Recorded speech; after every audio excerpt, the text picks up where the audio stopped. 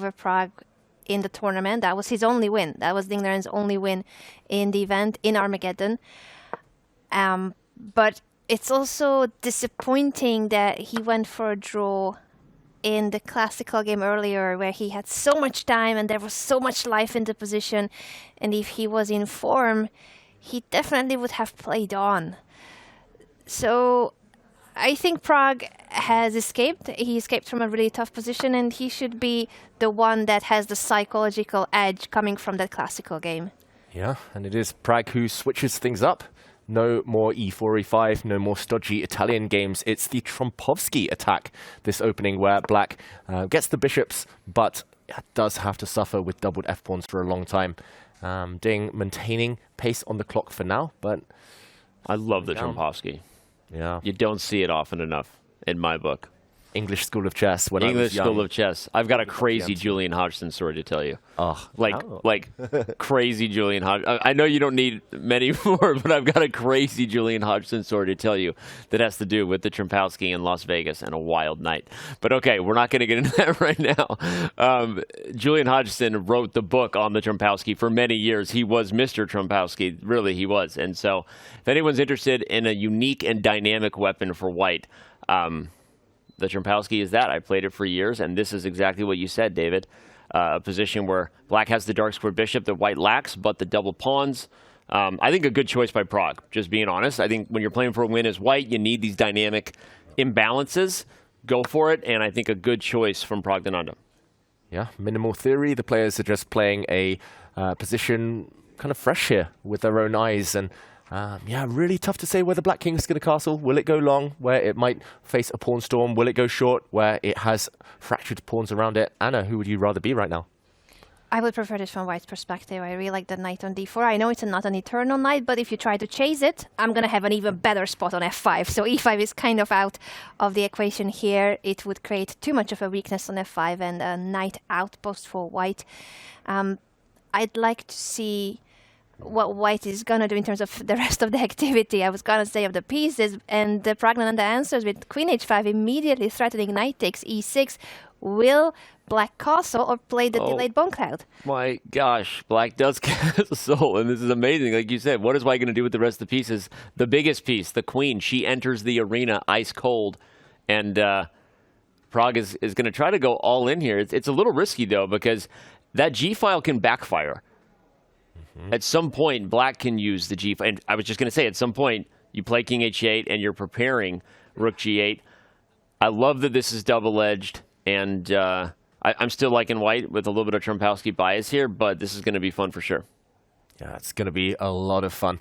I think white here wishes his pawn was back on h2, because then he could go for a really typical plan of pushing the f-pawn forward, swinging the white rook into the action across to try and deliver checkmate. But yeah, either way, the time advantage is starting to slip. It's down to 2 minutes now.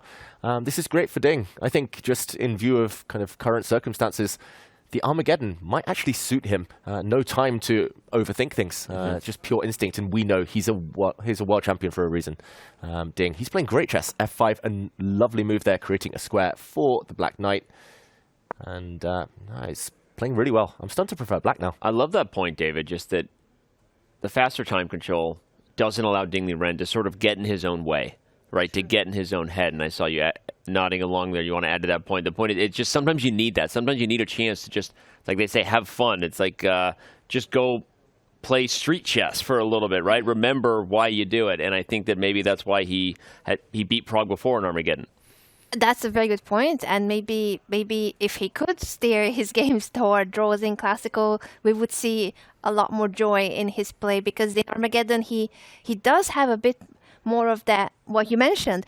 Why do you play chess? Why did you start playing chess? For the love of the game, for the excitement that you see when you spot moves like knight to g8. Does he need to play knight g8? Is that the only move? I think that might get an advantage for black, potentially, but I don't see what's wrong with d takes c6. I think there's actually ideas of a big sacrifice by Pragg.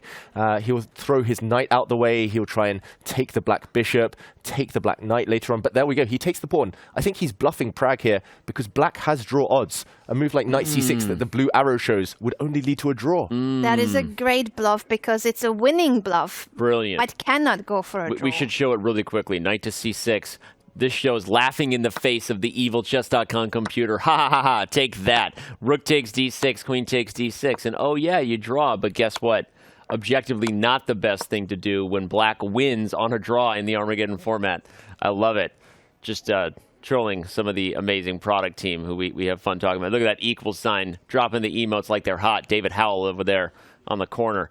But yeah, knight to c6 is of course the move, but not here, not in Armageddon. Yeah, Pragg, he was the one to bluff with c4. He hadn't worked it out. He played it on instinct, but the bluff was called, and ding, great move there. And he calculated it relatively quickly. Time advantage only 1.5 minutes. If black gets one more move, if black gets the move rook to g8, he's going to be safe forever. The black king will be nice and cozy in the corner. So I think ding here, a huge favorite to take this match. I agree. I think this is, again, great chance for Ding. I just hope we are not jinxing it, because we said that about the classical game too earlier, that he had great chances to bounce back. So I'm hoping it's okay to say that he does have great chances. He does. And again, because what's going to happen here in just a second, everyone, is Praggnanandhaa is not going to play knight to c6, and then the eval bar is going to slide for black. Because knight to c6 was the only way to hold the balance, and now black is up a pawn, has the dark square bishop.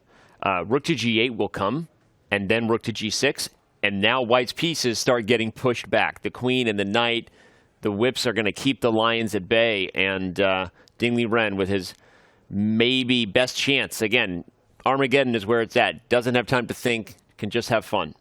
Wow, he could win his second match of the event, both times against Pragg. We often see this phenomenon, these head-to-heads. You might struggle against certain opponents, but often you dominate certain opponents, and Pragg just hasn't got his usual game going against Ding in either of their two matches, Anna.